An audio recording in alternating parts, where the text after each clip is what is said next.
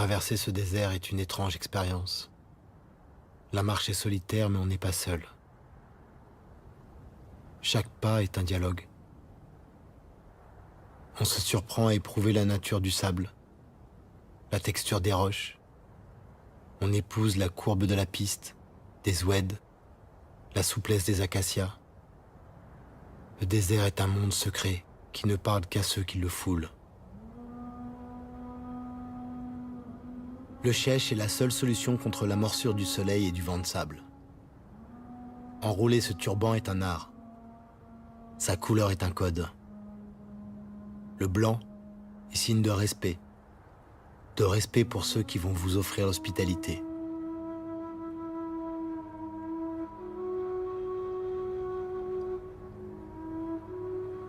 Ce que l'on sait, c'est que l'on boira 3 thés verts à la menthe et que l'on racontera la rumeur de la piste.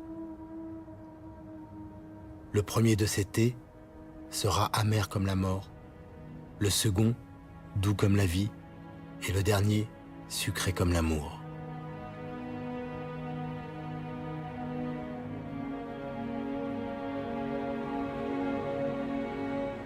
Telle est la certitude des hommes libres qui mettent un pas devant l'autre.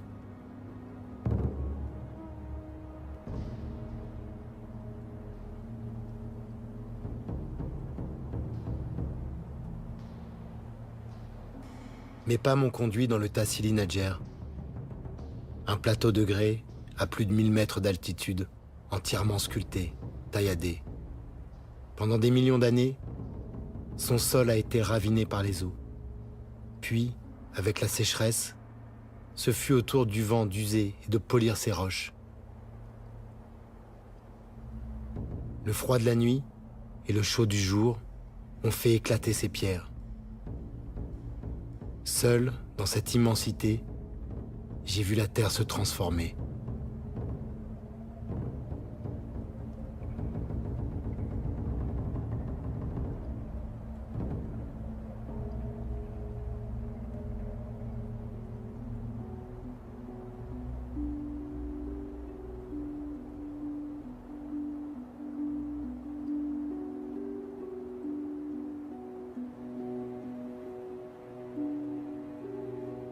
J'ai bu l'eau des Gueltas, pris soin de ne pas boire en même temps que les chèvres.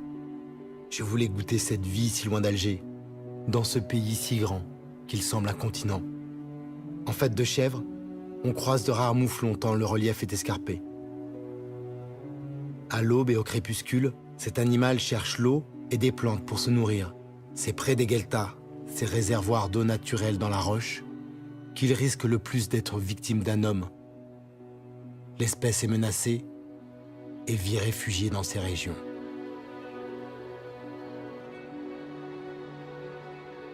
Sur ma route, les seuls humains que je croise sont des morts, des tombeaux qui remontent au néolithique. Les plus anciens datent d'environ 6000 ans. Ce sont de simples enclos. Au centre, un tumulus contient une chambre funéraire.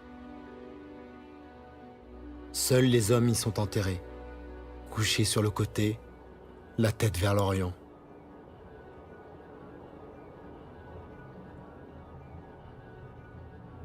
À partir d'ici, je suis entré dans le plus grand musée à ciel ouvert de l'époque néolithique.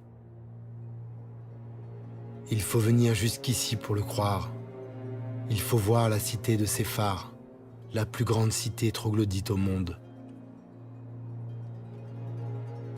Une ville de pierre, avec ses façades immenses, ses avenues perpendiculaires, ses places, ses rues. Séphar est inscrit au patrimoine mondial de l'humanité depuis 1982. Mais ce n'est pas pour cette extraordinaire création du vent, c'est pour ce qui est caché ici.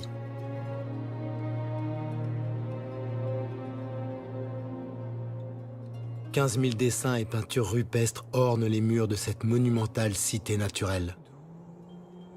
Séphar du Tassili Nadjer est un des plus vastes ensembles d'art rupestre préhistorique au monde. On y découvre d'immenses récits de guerre, de conquêtes, de civilisations perdues.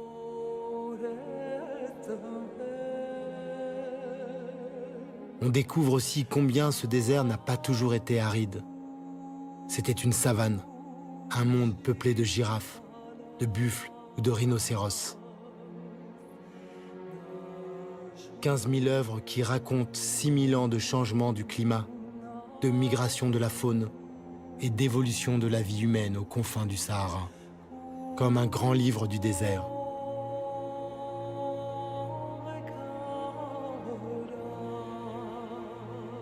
Et comme souvent, un livre qui contient des mystères, à commencer par celui de ces êtres étranges qui apparaissent dans certains dessins et dont les formes n'indiquent ni un animal, ni vraiment un humain.